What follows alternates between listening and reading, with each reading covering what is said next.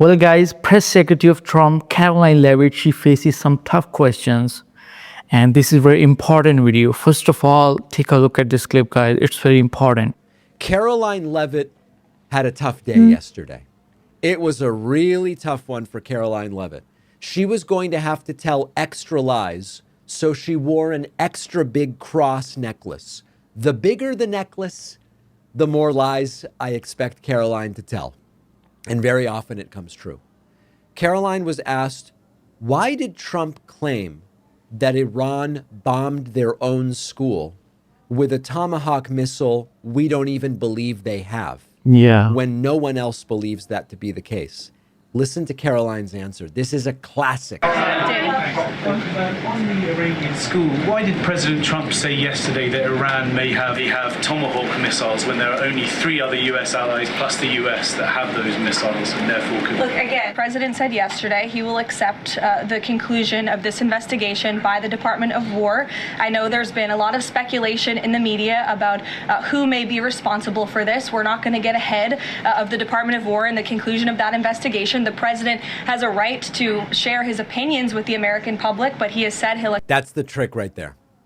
That is, they love doing this. They go, Trump has every right to speak. Caroline, nobody was asking about rights. Yeah. There was an example of this with Trump when Trump has been asked previously, hey, are you considering pardoning Ghislaine Maxwell? And Trump goes, I have every right to do it. And of course, our reaction is nobody's questioning that. We're asking you whether you're going to do it, because having the right to do it doesn't really mean anything, but doing it would raise a major red flag. And it's the same. These people are like clockwork.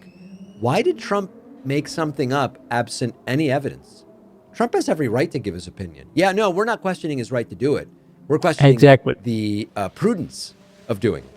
Oh, but he has the right to do it. Not about rights, Caroline. It's simply not about rights. Next reporter. Again, this was a really rough one for Caroline Leavitt. Caroline Leavitt was asked, why... Well, you have seen how Caroline Leavitt pivots to talking about Trump's right to speak. That doesn't really address why Trump made the claim in the first place. The main question is why he made the claim. Like, seriously? Trump do this based on his feeling of what was going to happen. And Caroline Leavitt goes, well, his feelings were based on facts. When I get back to the Oval Office after this. Sure. Thanks, Caroline. The president said yesterday for the first time that he had to strike Iran because he believes that Iran was going to strike U.S. targets within 7 days. And then he bumped that down later to 3 days. Where is he getting that? Well, that's not the first time the president has said that he chose to launch Operation Epic Fury because he felt as though Iran was going to strike the United States and our assets in the region first. Again, I addressed this in the last briefing.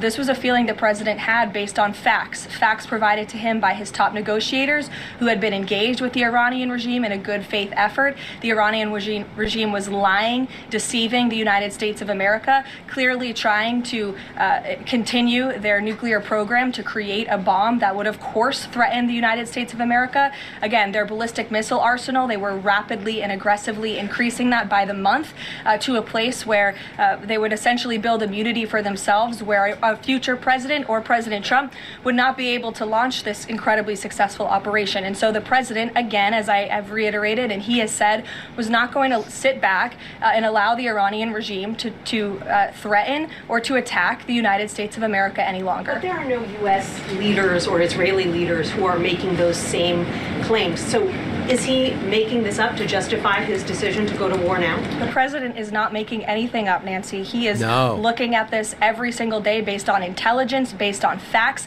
and based on intelligence that he himself and his negotiators have consumed based on their, again, negotiations with the rogue Iranian regime over the past year.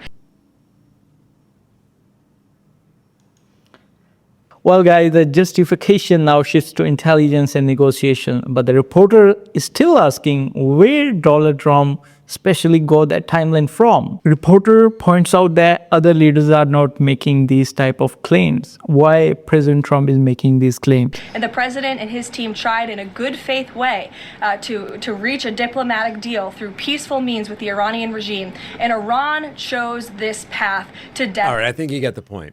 The funny part is none of these supposed facts about the imminence of attacks or the rebuilding of nuclear, none of those facts are actually supported as facts by experts who increasingly are saying none of the justifications make sense, number one, and Caroline's claim that all of the goals have been substantially achieved is also untrue. If the goal was to destroy the supposedly rebuilt nuclear capabilities, we have no reason to believe that that has taken place. If the goal was to achieve regime change and get away from the Ayatollah's family from being in control, well, that didn't happen because they have appointed the son of the Ayatollah, exactly. the Ayatollah who was killed. The Ayatollah's son has been appointed the new supreme leader. So that didn't happen. To destroy their missile capability, that reportedly hasn't happened. What is she talking about when she says that the objectives have been substantially achieved? That doesn't make any sense. Well, guys, do you believe the goals are achieved? The first goal was to change the regime, but Trump has failed. The regime is not changed. The second goal was to destroy their nuclear facility. They also said we have destroyed, but you have heard from Trump from a previous speech. Trump said we have left some important targets for later. Why they have left the important targets for later? This is a question. Do you know the answer? Let me know in the comment section. Let's see further what David Parkman and Caroline has to say. Now, on a different topic, Caroline Leavitt was asked about the SAVE Act. The SAVE Act would be extraordinarily oppressive when it comes to voting rights. And one of the things that seems to be acknowledged by Caroline Leavitt here is that while she denies that the SAVE Act would make voting more difficult for married women, she actually acknowledges it. Listen carefully to what she says and see if you can pick it up. And as far as married women who have changed their name, if they're already registered to vote, they're entirely unaffected by the SAVE Act. And for the small fraction of individuals who have changed their name or their address, they can still register to vote, of course. They just have to go through their state processes to update that documentation. And this is something that the American people, married women and minorities and people all across this country who Democrats are insultingly saying cannot do this, they're already doing it every day, going to the Social Security office, going to the DMV, and I think it's frankly insulting that the Democrats are saying that there are certain groups of people in this country who aren't smart enough to update their documentation to allow them to vote. No one is arguing that people, Democrats, women, minorities, aren't smart enough to update documents in order to be able to vote. What we are saying is that, number one, many of the underlying documents you need under some of these voter ID schemes are not free documents. Sure, the voter ID may be free, but the documents you need in order to register are often not free documents depending on the state you're in. Number two, you have to go and update your registration.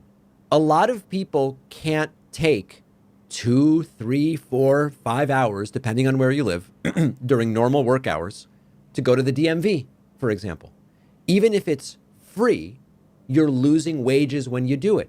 Not everybody has transportation. The point here is, I don't know any people on the left in my space, right? I sometimes people will email, they go, look at this person, this content creator you never heard of who believes this thing.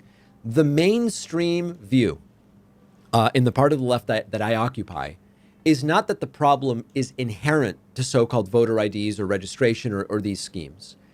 It's that there are a lot of other ways in which they will disenfranchise people, even by forcing people to lose wages or pay for documents they need in order to justify the ID, et cetera. The ID itself is not really the problem.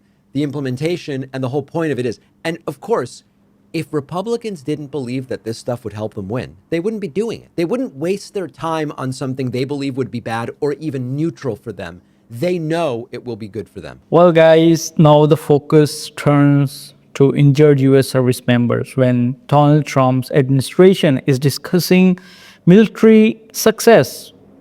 The exact numbers here becomes very important. Why?